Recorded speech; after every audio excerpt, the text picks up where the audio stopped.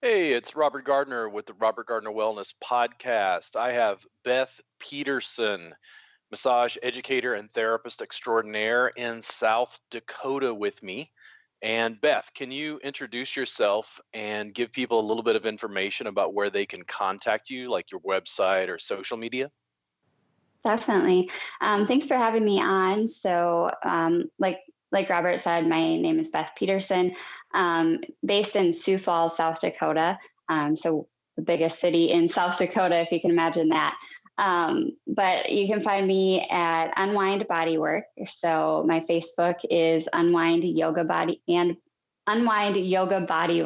Sorry. My Instagram is Unwind Bodywork. And my website is fallsunwind.com. You can also find me on TikTok at Unwind Bodywork.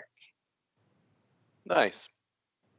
So, Beth, before the program started, we were kind of going over what we might talk about. And the last thing we hit upon was sort of how time massage affected your practice. And if I remember correctly, you and I met in St. Louis, where you came and took a class, and then you Mhm. went back to South Dakota. So, how is like time massage in the past? I guess, has it been a year or 2 years now? It's been a little over a year. A little over a year. Yes. Yep. Yep. How So has it shortly affected your practice? after, sorry. So shortly after I took that class, it kind of inspired me to go out on my own. So I actually started my own practice, Unwind Bodywork. Just within a month after going taking your class. So it was really inspirational to me that way. And I wanted my practice to be 100% Thai massage. That's all I wanted to do. And that's what I've been wanting to do since I became a massage therapist 6 years ago. So I just kind of bit the bullet and I went off on my own and started marketing Thai massage. What I did was I didn't necessarily try to convert my existing clientele to the mat right away. What I wanted to do was get new Thai massage clients. I had to really start from the ground up to get my clients of just Thai massage mat based clients. And about a year later, I'm still kind of running my practice. I've actually converted almost all of my old clients to the mat. So now my practice looks like about 99% Thai massage. It's been really Nice, good. nice. What has that transition been like? So that's a pretty sharp like curve, starting your own practice, doing time massage. I'm assuming since it's clothes on and mat based, it looks very different than what other people are necessarily selling as massage in your area. Like, what's the feedback been from consumers, from the clients that you work with? It's been really great feedback. So what I did is I did a lot of video production, and you kind of inspired me for that. And also Noel Jose inspired me to start making video. So I started making some video and just posting it in any groups, local groups that I could. And I got suspended from Facebook for a short time for doing that. But so I started doing that. I got quite a few people saw it and they thought it was really interesting. But what I really did was I focused on what kind of benefits it gives to the client. So, what am I helping them to fix? So, a lot of it is pain relief, right? Or a lot of it was athletes who are in pain. And so, I just kind of geared my marketing towards hey, if you're in pain, I can help. Or if you're not getting the results that you want from traditional massage or from, Swedish deep tissue massage, I can help. So I kind of did that, and people were really interested in something that looks different than what they're used to. So I got a lot of people right away that were like, "Oh yeah, I'm gonna try this." And I also did a lot of networking. So Sioux Falls community is really big on business owners, really big on connecting in the community. So I went to a lot of networking events and just met as many business owners as I could, and just kind of told them what I do and how I help people. And so I actually have built my practice with a lot of business owners that way too. Nice. Yeah, you got a chance to network in person. It's Mhm. interesting. I live in Austin, and Austin is sort of a larger town. Sioux Falls, you said, is the largest city in South Dakota. What's the population in Sioux Falls? Do you know? So I think it's roughly somewhere about a quarter of million, so like 250,000. Oh, okay. Not Wow. huge in Yeah. comparison. Well, 250,000 is plenty for you to get some clients. Yeah, especially if you're doing something that looks different. I'm always interested to find out how people are packaging, um, delivering the service in their community, how they're networking with people to be able to explain it. Part of the issue with the Reboot Insiders Club is it allows the students to sort of talk to each other to pass on information about what seems to be working for them, because people's challenges sometimes are just different than my own. Um, if you're in a small town, it's like, how do you package and sell a mat-based clothes on service? And then, like, how do people receive it? So, for instance, I'm assuming on your website, I haven't been to it in a while. On your website, you're not really featuring table work, it's just mat work now. Correct. And then, are you getting like emails or phone calls from people who are kind of confused when they hit your website? On occasion, I have some people asking me, email or ask me questions, or I get a lot of people from Google. They'll message me on Google and kind of just talk to me, and I really make it just very conversational. So I just ask them what their goals are, what they're looking for in terms of body work, if they're in pain, or what they're seeking me out for. And then I can really kind of easily weed out who's looking for, just a relaxation table massage, and who's really looking for that pain relief. Yeah. So, are you to a point, because of the way you're practicing, when people are looking for table work, are you taking those clients at all? No, I usually refer them out. Yeah. I have a And ton of other massage therapists yeah. around here, and I say, that's not what I do, but here's a really great person who I know his or her work, and I know their work is really great, so you should check them out, When because I when don't want you to waste my time. yeah, when you refer someone out, does that person change their mind and say, "No, I want to work with you"? Sometimes I've had Yeah. some people, and they're like, "Oh, well, thank you so much for that," and then they they say, I really want to try, Thai massage at some point in the future. I haven't had people say, "No way, I want to actually come with you."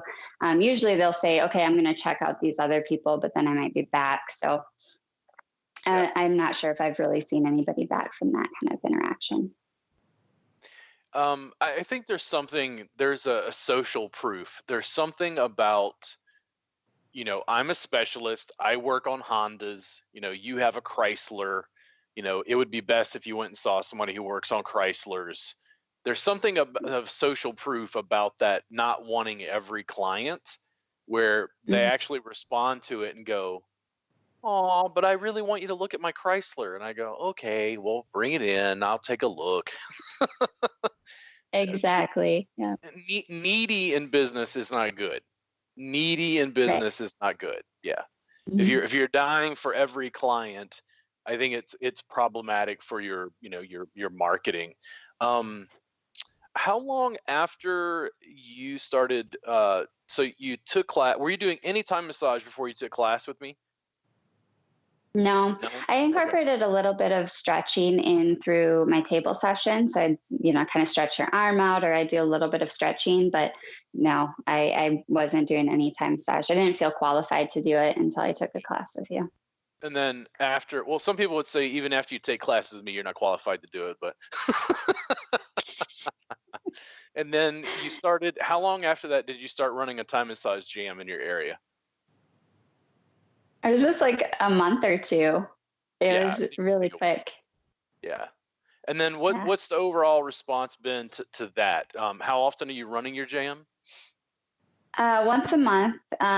Overall, I got a lot of people coming to the first two jams. Like I had like 14 people at one of them. I was like, this is too many people. And then it kind of dwindled off. And eventually, I mean, now my last jam that I ran, I had about, I think I had 4 people attend, and 3 of them were just brand new massage therapists, and they were interested in learning more about Thai massage. So I'm kind of thinking about maybe marketing it more towards massage therapists or students, or just recently graduated massage therapists, just because there seems to be more interest there. When we're talking about the general public, I think most people just they don't really understand what it is, and they don't really want to do the work or have to do it. They just want somebody to do it to them, which is why they pay me to do it. But massage therapists seem to be more interested. So Yeah, it can be really mixed when I work with people who are trying to run jams or they're trying to get like a feel for who their tribe is locally. I have some mhm, general suggestions, but each area seems to be wildly different. We don't get a huge number of massage therapists in Austin. We get more people from the acro yoga community or other sort of fringe groups from Meetup who come to mhm, our event that have formed like our core group. It's so interesting because we've run our jam for 8 years, and Josh Terry in particular, I mention all the time because Josh teaches violin. Josh has come to the jam forever. We're good friends. Massage therapists, the ones that do come, will come in and like work with Josh, and they'll ask Josh like, "Hey, where do you work?" And he's like, "Oh, I teach violin over at school." And they're like, "What?" They're like, "You're not a massage therapist?" And he's like, "Oh no, I've just been coming here for like 8 years." that's So it's really like cool. they his work is so good, like they can't believe he's just a hobbyist. But Mhm, people's response to it, and that's partially my fault. I haven't been as good about the marketing to try to figure out and skewer like who are the people who come to the Time Massage Jam. So far, what I see is everybody's jam and their situation can be a little bit different. So I tell people that, for instance, if they're evangelical Christians, I'm like, listen, go to your church and have the Sunday afternoon praise Jesus gospel hour, Mahalia Jackson, you time massage jam. Like it fits a lot of different communities depending on what it is they're looking for. So it's like, is it mhm. CrossFit? Is it yoga? Is it church? It's like, well, I think it could be all of those. It just depends on who's most interested. Right, exactly. Yeah, and it's been about a year now, and it took me about a year to find, I really like working with massage therapists. I like teaching massage therapists, which so it's really cool, but it took me some time to figure out, okay, who am I supposed to be marketing this to? And I got some interested with, yoga instructors and things like that, but nothing really stuck. And so I think, yeah, I guess I think I found my niche there. So Yeah. It just depends. And who do you enjoy working with? If I was running a jam in your area, inevitably people would come to the jam I was hosting and go, "We don't like this guy." And I go, "Okay." So go to somebody else's jam. Like, it's like I play different music at mine or whatever. There's just a little bit of variant for how people will interact with the event. What have you found is the crossover between, like, how is the jam affecting your networking? That's more what I'm trying to ask. Community my buzz. network. Oh, I don't know that I've spent enough time networking necessarily about the jam to know that it's really done a whole lot um, as far as community buzz. I do talk about it on occasion, but it's not really something that I promote very well, just because I lose money on it. I don't make money on Yeah. it. So, um, you know, yeah, that's a good question. I don't know how to answer that. Yeah. Well, the jam and way it's structured, we've had some challenges internally, and I'm still experimenting, trying to figure out how to make it work more effectively so that there's a, time massage jam in a box that a student can pick up and use more easily than maybe you and I have done so far. Sure. I'll continue to experiment with it, but the way I set mine up, it was not really designed for me to make money from the jam. It was designed for me to make money from like the community buzz, the networking that came out of the jam. and I Mhm. would get clients. Especially in the early years, I think I was getting on average like a client a month from running the jam regularly. And the other challenge was the community in Austin just didn't know what Thai massage was. It didn't exist. Even with just a quick break.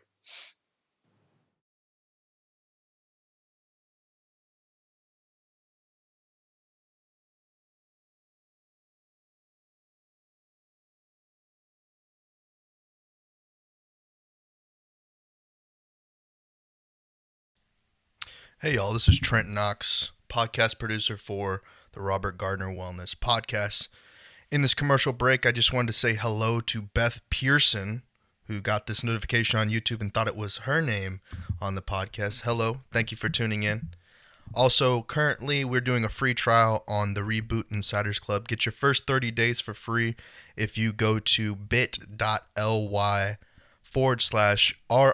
free trial, or you can go to rgwellness.store/free trial. Take advantage of that 30 days, over 400 hours of video, course content, and reading material. So go on over there and take advantage of that. Again, it's rgwellness.store/free trial. Back to Robert and Beth in the studio.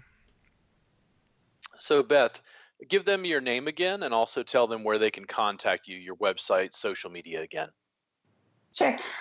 So my name is Beth Petersen. I'm the owner of Unwind Bodywork. You can find me on Facebook at Unwind Yoga Bodywork, on YouTube under Unwind Bodywork, on Instagram at Unwind Bodywork, and TikTok at Unwind Bodywork.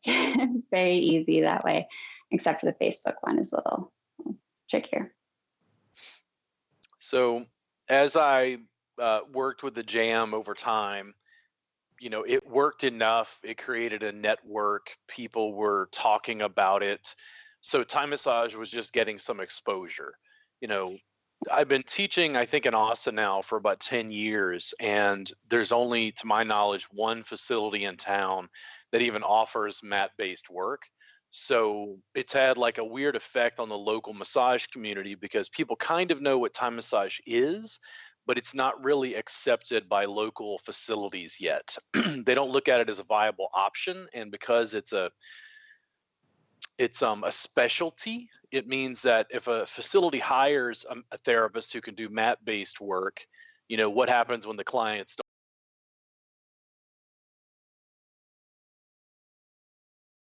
can't replace the mat-based therapist? So there's a lot of challenges, and what I did for private practice was I just am ornery, cantankerous, and I'm like, this is going to happen whether you like it or not.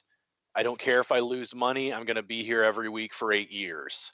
You're going to listen to me come hell or high water. So we'll continue crafting things. I'm also Mhm. really, really interested to find out what happens for you because you were explaining to me that in the new year, you're starting to teach at a massage school. So you're venturing, much like I did as a therapist, you're venturing now into education. Can you tell me a little bit about that?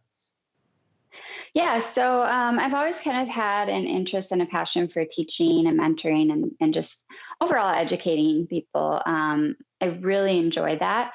So I, you and I had conversations about it, and I was like, how do you know that you're ready to start teaching? I've only been a massage therapist for 6 years. I didn't quite know if I was qualified to. I was like, well, maybe 5 years down the road, I'll start teaching. Well, I decided to kind of just get my foot in the door, and I reached out to the current instructor at their program.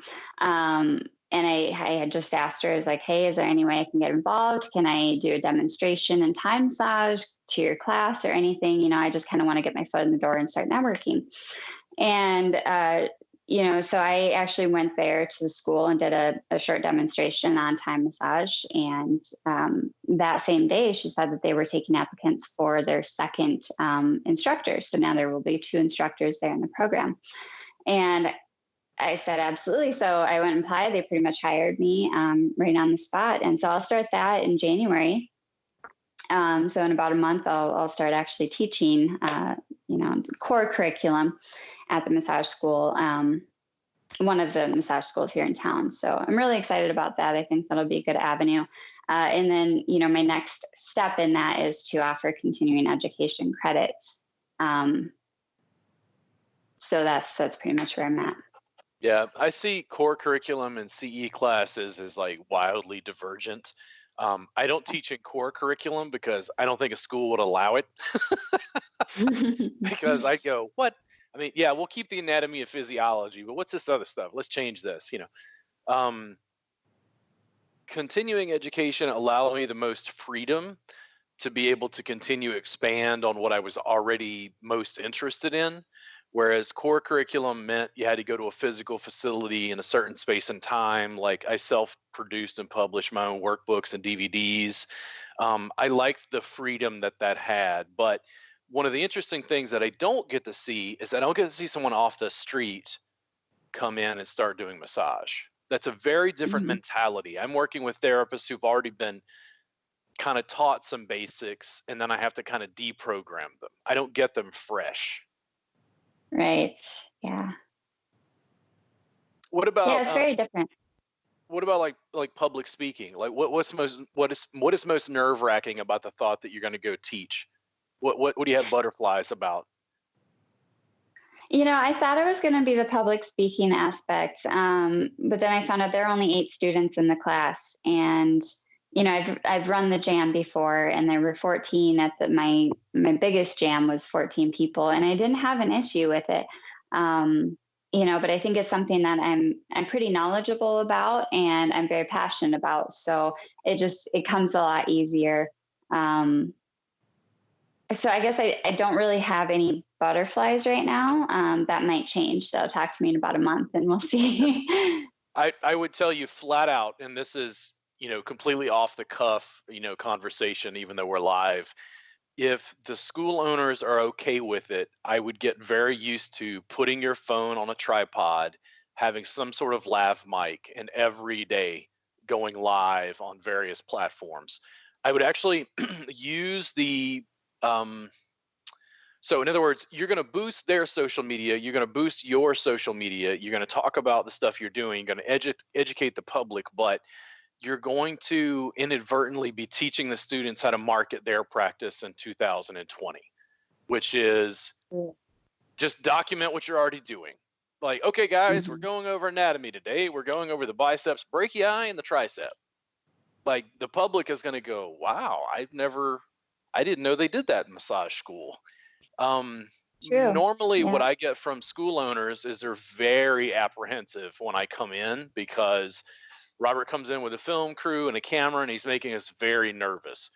What I hear regularly is we don't allow filming, and I'm like, in 2020, like, how do you even have a business? True. So it's not that's a good. It's not the public speaking. It just makes you nervous because it's new. Do you have imposter syndrome? I heard something there that sounded like, well, I don't know if I'm ready to teach.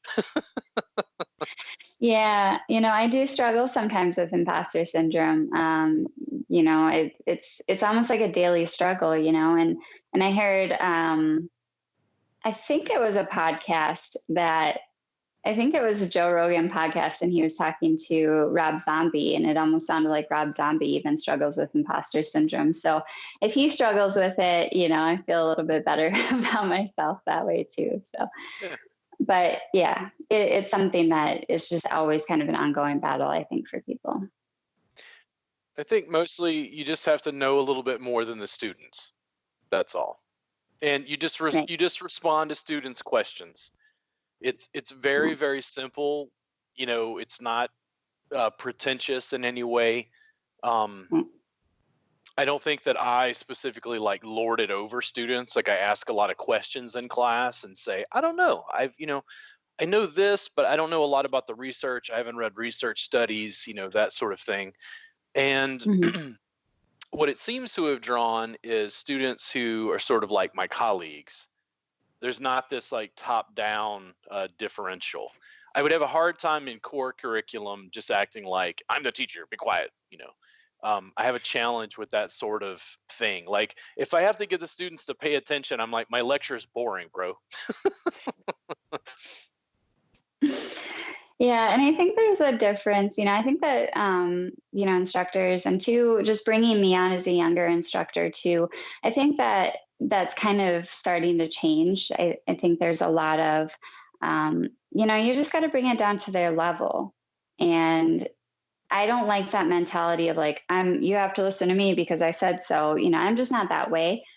So I'm really excited to start teaching because I think that I can bring a little bit of a different flavor to it than, the typical like, do as I say, I'm the teacher, this is what I do.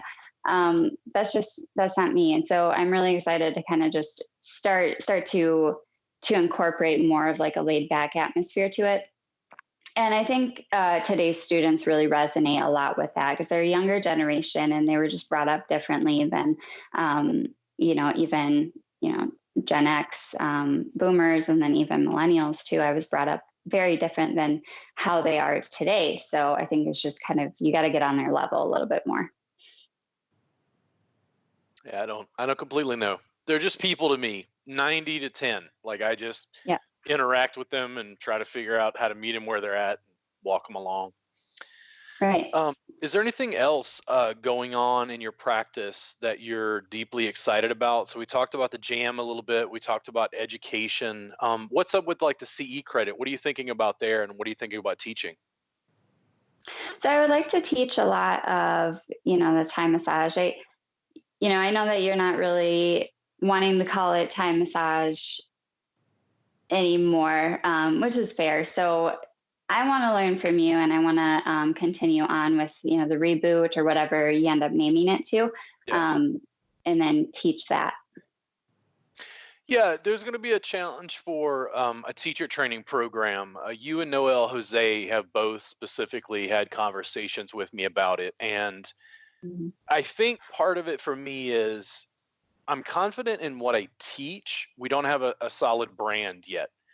And in Mhm. addition, I don't want my stumbling blocks to be you and Noel's stumbling blocks. Like I need to polish it a little bit and pass it on in a way that's going to be a template. Same as the time massage jam. Like it's interesting because I can be a good educator, but like, what do I know about building a brand? I just wing it. Like I don't know everything. It's kind of like creating a situation where a therapist can say, you know how to give a good massage. Somebody comes in with knee pain, and you have to do more research. You have to create a Mhm. situation where a student knows, oh, I can go to Google and like do more research on referred pain patterns. I could do more research on what nerves are running down through the knee, because it's hard to teach a template that's going to fit every client and their specific needs. There's always going to be somebody who comes in that challenges our knowledge base. Mhm. True. It's very true. Yeah, we'll take a quick break.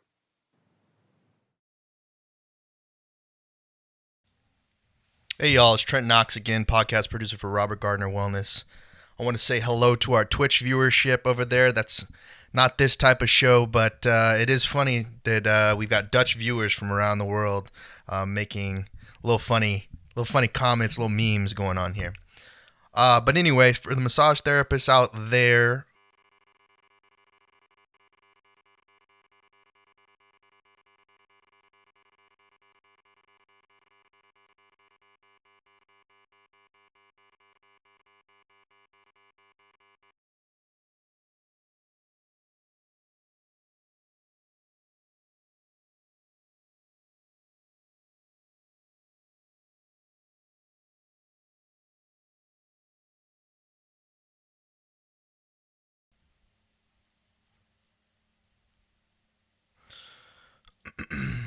okay.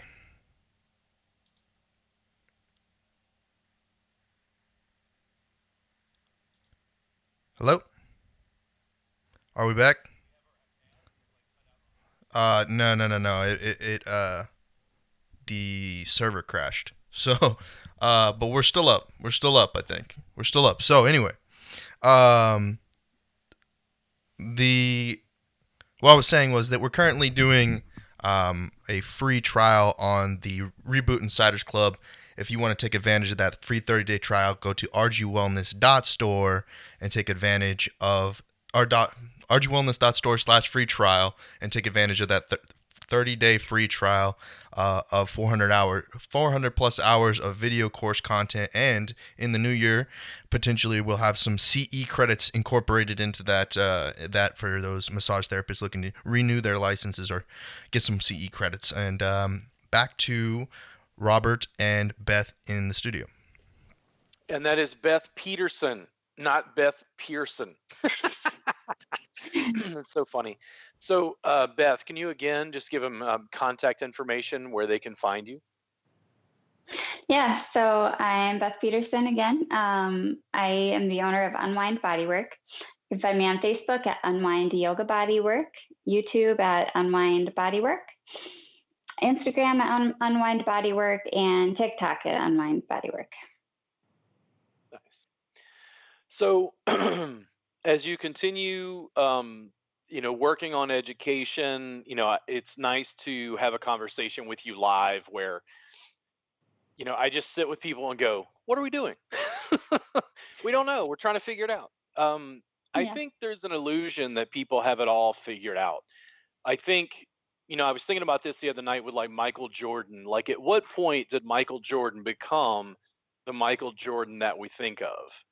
And it's like he might have been practicing and working at his craft for 15 to 20 years before he ever hit like major public notoriety. And before that, nobody really paid attention. And I think what they don't see is they don't see the 100,000, you know, shots he took practicing, Hmm. practicing, Yeah. practicing dribbling, just fundamental skills. And I think that massage and body work as a physical art is very much the same. We Hmm. can see what results, but we often don't get a chance to see what they did to get there. The difference is with us, Beth, as we continue to grow and evolve as practitioners and educators together, is we're trying to document the free throws and the dribbles. We're actually putting a camera on a tripod, a phone on a Hmm. tripod, and showing people, yeah, this is what I do every day. This is how I get good at what I do is I keep practicing it. Yeah. Yeah, no, that's really interesting because nobody's ever really there for that practice. Nobody's there for that, kind of very. It's not glamorous, right? It's not like, oh yeah, you just practice, you do something over and over, and then you perfect your craft. And then people are there for the end result for when you're really, really good and then you're famous, but people aren't really there for that whole process to get there. So I think that's really interesting, and I think it's important to document kind of where you start from, because then not only can you look back on it and say, "Wow, I was there. Now look at where I'm at now," but then it shows that human aspect of we're not all born perfect. There you have to put the work in. You have to do what you do every day. You have to show up and do the work, and then it eventually comes. Patience. I have constant conversations with Trent about patience and my lack of patience. And so much of the success, like building your business, is it? So I ask you a question, Beth. Is it easy to build your practice? No, absolutely not. It's the hardest thing I've ever done in my life. Because it's a big thing, and it's not just body Yeah, work, it's business. It's like there are correct. multiple layers of, well, how do Yeah. I package and market and SEO for my website and social media and you mentioned being on TikTok. How do you find TikTok so far? That's one thing. I don't think we've had anybody else on who actually has a TikTok account. What has been your experience? I know you said you're wasting time on it, which everybody does, but like, what is your experience with TikTok so far? It's really different. It's very different. Um, we'll just put it that way. It's very different. So I, have been experimenting making completely non-massage related content, and some of that content is actually done better than my massage stuff. So I'll continue Yeah. making content with the platform. What I would stress to people who are listening to this is that TikTok just went over 1 billion users, and they're actually granting more organic reach than other platforms in my experience. So you can literally sit down and make 10 TikTok videos, and if you're fortunate, you can almost find yourself going viral on their platform if they're funny enough. So looking at massage, because you and I are both now dealing with education, I tend to think like, well, here is your, palmaris longus. This is where the muscle's origin insertion is. On TikTok, that's pretty boring content. But if I tell jokes and make something funny and use crazy stop start, like playing two characters, and TikTok Hmm. as a platform is kind of like, I told people it's kind of like Snapchat on steroids. It allows some of the interaction that Snapchat does, but its functionality is different. There are different things they're allowing via your camera just on your phone that you can't get currently on other platforms. Yeah, yeah. It sort of reminds me of Vine in a way. But interestingly enough, with this is your palmaris longus, and that there is a channel that I follow on TikTok, which is very interesting. It's the Institute of Human Anatomy. And the guy just goes through cadavers, and he talks about like, this is where your, sartorius is and things like that. And he just goes through it. And it's actually really interesting. And I'll sit and watch his videos all the time. So while it might be like a boring topic for some people, I think it's really interesting that he actually has a cadaver and he's showing that. And they have a ton of followers and people are just really interested in that kind of stuff. So there is definitely a market for it. I follow Mechanic Link, and Mechanic Link puts out funny stuff. But some of my favorites at times is like when he backs off and he just does mechanic stuff. And he's like, hey, I got Yeah. an I-89 Isuzu. Here's what it's like, yeah, this is broken, and he just does a little mechanic video in just a minute. I think some of those are great content, and I see the platform developing. It's like Mhm. social media is what people make it, is mostly what I try to explain to them. They have the creative power to create whatever they want, whatever they think the audience would be interested in. And when I would teach in a school and go in to like give a demonstration or a talk in core curriculum, the students would always ask what camera to start with, and I'd always hold up my phone. Yeah. I'm like, they have no idea the potential reach they have just using that. Absolutely. And, and you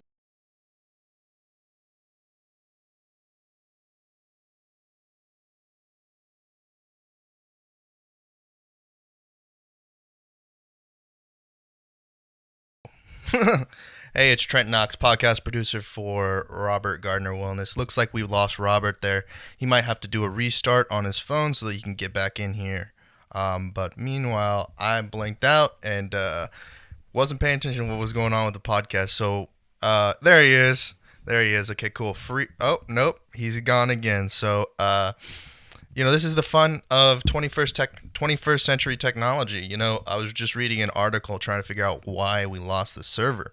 And looks like even in almost 2020, in 2019 into 2019, you can still freeze your computer and it becomes worthless like a pet rock. So so it looks like so we have Robert back in here. So I'm gonna dip out and back to Robert and Beth in the studio. Tech problems. I I was looking at it last night because I got like a blemish on my forehead last night, just before the day before the podcast, right? This is always when it happens. And then I almost made like a TikTok where I'm zooming in on my zit, like talking about the fact, how does this happen when I'm 42? That sort of, joke. It's like people resonate and relate to reality essentially. And Yeah. forms and the communication that the phone give us are what I'm trying to encourage students to use. I think also, I have a biased perspective as a male in the industry, and also doing a form of work that's clothed. When it came to clients, like, how did you find like clothes on mat based? I think you and I have had some conversations in private about this, Beth. How did it Mhm. affect practice? Like, what did you see with clients? What was the difference? Like, for instance, did you feel Mhm. safer working on clothed clients? Yeah, absolutely. Previously in practice, when I was working, just regular Swedish deep tissue massage, I had within, I guess, the last year, I had an influx. A lot of people were asking um, for services that I don't provide, and since I started my practice, I've only had one situation that was a little dicey, and I just said, you know what, that's not appropriate. That's not what I do. I need you to leave. And that was it.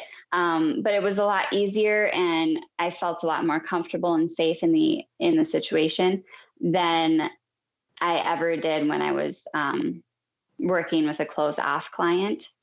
I have had some situations where I felt really unsafe, and I broke down and cried, and Yeah. it's tough. So, and it's hard to be in that situation because you never know what somebody's going to do. And then, if their clothes are off, it just adds this level of, yeah, it's not a good situation. So I actually prefer working with my clients fully clothed, especially the males, just because I feel safer. But then there's no question about what's going to happen. So Yeah. There are culturally systemic issues. I think it's interesting to get feedback from women who are working with me as colleagues.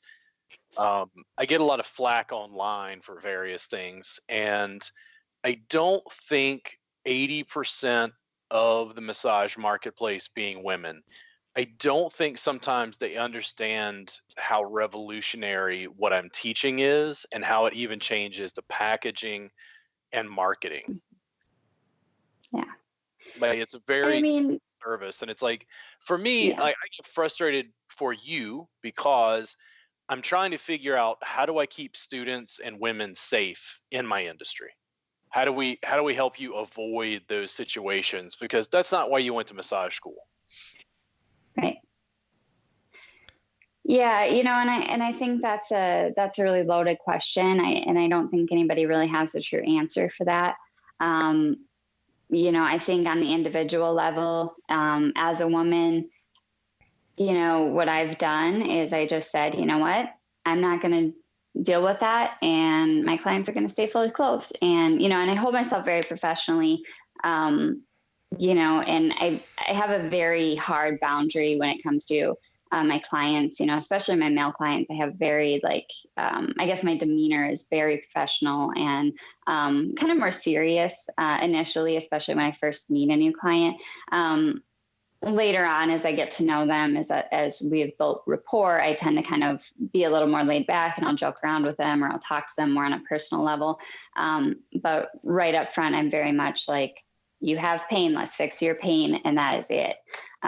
So yeah, it's just, you have to, as a woman, you just kind of have to be prepared for things. In any given situation, you have to just always prepare yourself, but don't live in fear, because if I lived in fear, if I thought every single one of my clients was going to come in and sexually harass me, I wouldn't do what I do.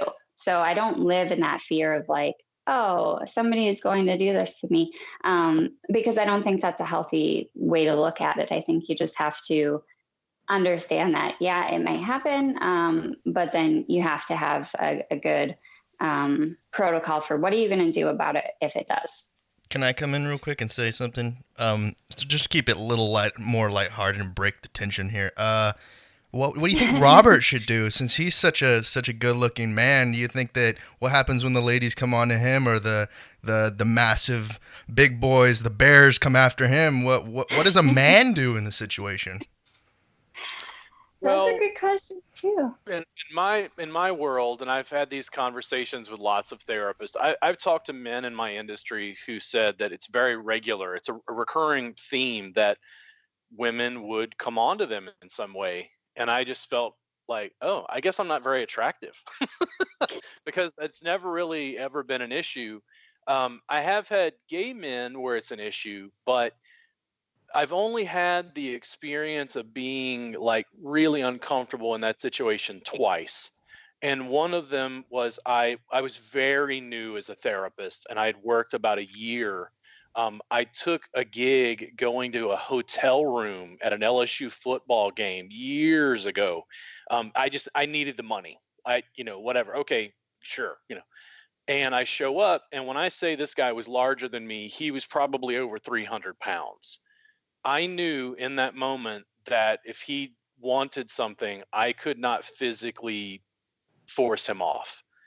And you get a chance as a man to experience what women are potentially complaining about as far as power dynamics. Now, I could go into more detail about that particular, dealing, but I think mostly what I did was I drew clients. I knew I would always be at a disadvantage as a male therapist because people were maybe uncomfortable. I used video to my advantage. And always, Beth, what I did was I always focused on their pain. It didn't Hmm. matter if they were male, female, gay, straight. It was like, hey, what's going on? Where are you hurting? It was very Hmm. obvious that it was more of a medically minded service instead of Yeah. something that was sensual. And at that time, Yeah. I was still just working on a table. Yeah. Yeah. And that's pretty much the approach that I have with it. I'm just like, and I haven't had an issue with it, in over a year. So, um, yeah, I think, yeah, I guess I'll just leave it at that. You've got a roster of clients now. What Hmm. happens to new people who call or contact you? So I'm assuming your website just mat based, video, some photos. It's only mat based. What kind of phone calls do you get? Do you still get, people calling for like basically services you don't offer, as we mentioned it? I think so. They won't come out right out and say it like, "Oh yeah, I'm looking for this," but they'll be a little more. They'll use more arbitrary language, and So what I do whenever I have somebody new call me, I ask them first and foremost, "Hey, have I seen you before? Have you been in?" And um, and then they'll say no, and we'll talk. Kind of, I'll just ask them like, "Well, what are your goals? What are you looking for? What are you in pain?" And I'll just kind of focus on what they actually, asking them what they want versus them asking me what I do, because I feel like that kind of flips it a little bit. And it helps me to weed out the clients that are not right for me. Yeah. I didn't know if, based on the changes, we'll take a quick break.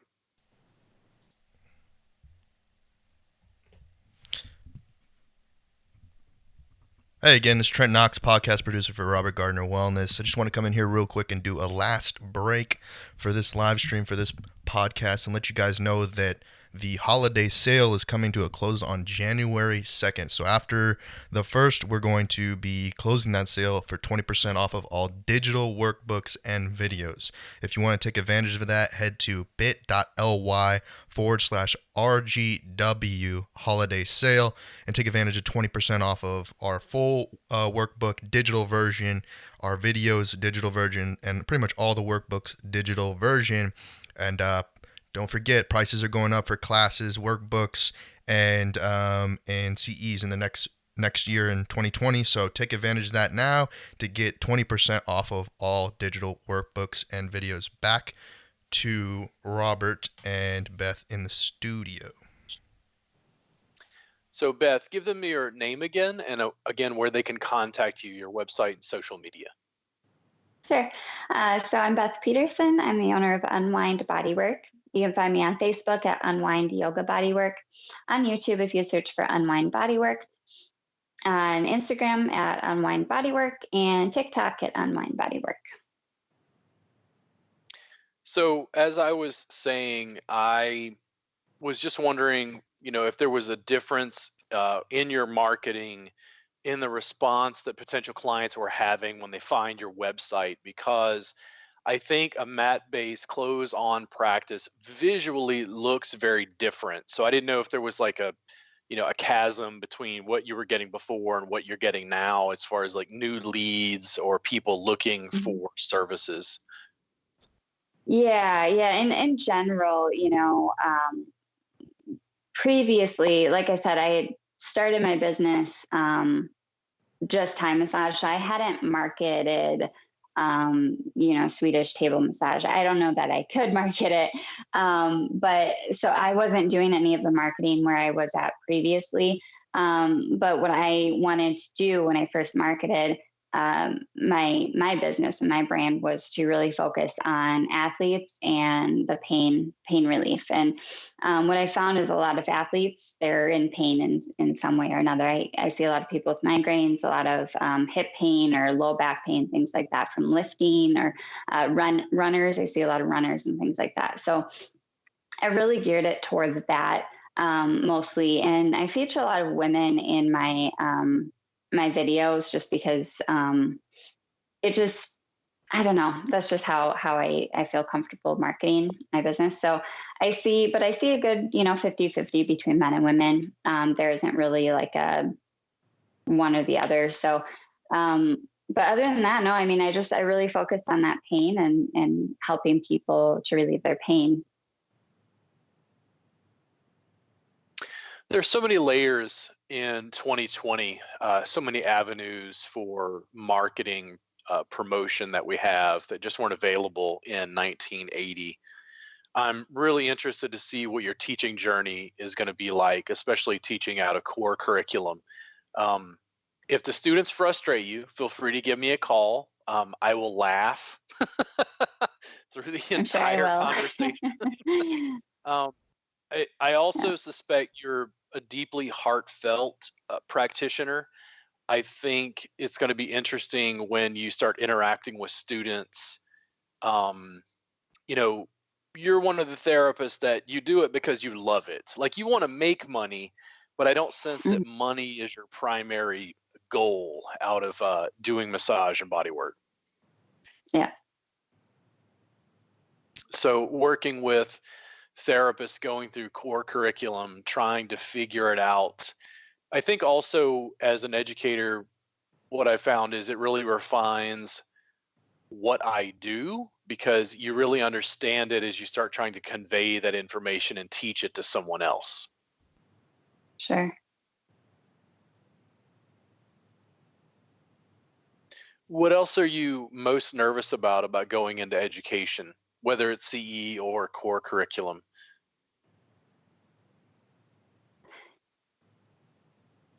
I for the first time in my life, I don't really feel nervous about anything really, which is funny because like when I started my practice, I was very very nervous, but I haven't felt any nerves or haven't felt like I'm nervous at all about teaching in general.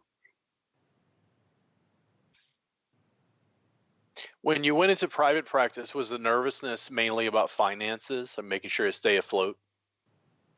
Oh yeah, absolutely. And it was like, well, I had like, they always say that when you start your own business, you should have like 3 to 6 months of income in savings, right?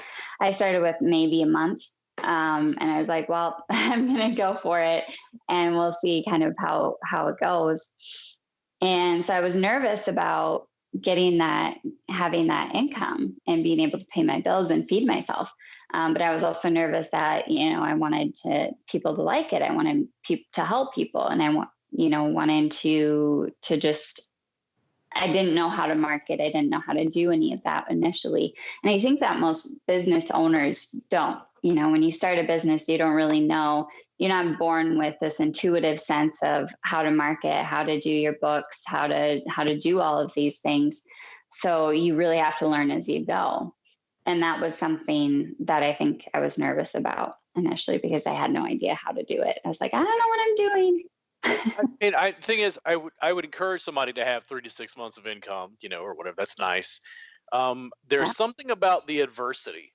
There's something about having that thin margin where you go, okay, I gotta figure this out. Yeah, exactly. Which I like that.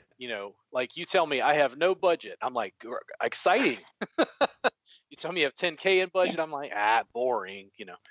I think Yeah. also I'll always ask students in class, what do you want to do? And I think they're a little confused by that because they think it's just this arbitrary question. But if you have a passion for it, that's what you should go do. If your passion is cookies and you love cookies and you want to talk about the crumb and the texture and the ingredients and the this and the cooking temperature and why you cook it at 425 and not 400 degrees and this is what it does. And if you're passionate, you can learn the business. You can learn the Yeah, marketing, packaging, sales, social media. What I can't do is I can't teach you passion.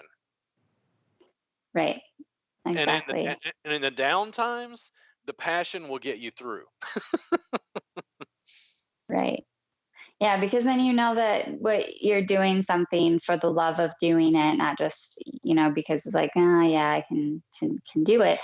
Um, yeah, and then you're really excited about it. And that's, I think, where a lot of marketing and branding comes from is just that passion. People want to see that realness come like dripping out of your pores. They want to see that kind of that passion. So I think it's really exciting. Well, like our subscription service, it's interesting because I read a comment, I think on Massage Entrepreneurs, and a guy said something about it. He like clicked a link and like went to the thing to almost subscribe, but he said it looks scammy to him. And I went, huh? and the thread, I'm like, what makes it look scammy? Because I'm looking for information and feedback. And I think one, we're doing something that's completely unheard of in our industry. And then Mhm. when I look at the fans that we've amassed, which isn't a huge number, but when you look at the Yeah. fans that we've amassed inside the Reboot Insiders Club, 9 times out of 10, the people will just tell me like, Robert, I don't know, man. Like you want to help people in chronic pain and you're super passionate. Like I would basically pay $7 a month just to see what happens a year from now. Like it's obvious that this is your, calling. And I think Mhm. that goes a long way. The other thing about social media and using your phone, you talked about the time massage jam, is I think it's too much work to be fake. It's much easier to just press a button on a camera on a phone and just stream and talk to people. And it's much Mhm. easier when you're being authentic and actually connecting with people. Yeah. Absolutely. I posted a video recently. I was holding my cat. I was like, "Here's my cat," and people really liked that. They were like, "Oh yeah, it's a cute cat." Actually, yesterday I posted a video. I was like, I had my arm draped over a banister and a tennis ball like in my armpit, and I was talking about releasing the subscapularis, and I posted that on my page. So it's just it's just how can we be real people in a world where everything is fake? You got fake, everything is just manufactured. And I think that people are just dying to see that realness.